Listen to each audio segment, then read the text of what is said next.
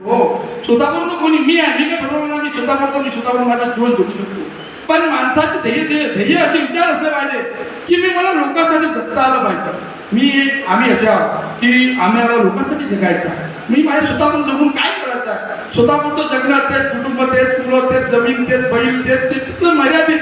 माणसानं कोणत्याही व्यक्तीला जीवनाच्या मर्यादित राहिलं नाही पाहिजे. लोकांसाठी आणि समाजासाठी जगता आलं पाहिजे.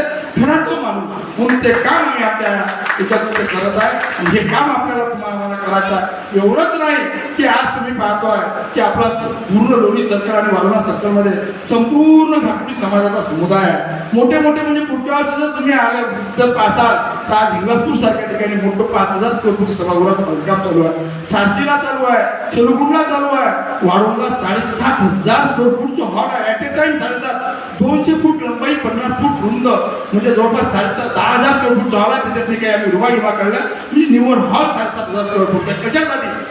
खेड्यातील जे आपले गोरगरीब लोक आहेत त्या लोकांसाठी ही सुविधा उपलब्ध झाली पाहिजे, त्याचे पैसे बचावले गेले पाहिजे.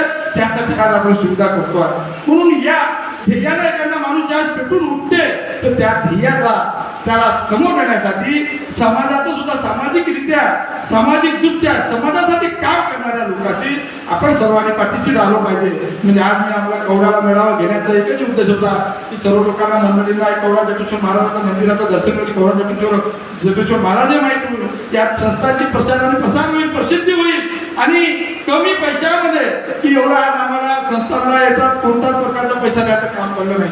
आज निशुल्क मध्ये आज समाजासाठी एवढं मोठं सभागृह आज आपल्यासाठी उभं राहत आहे.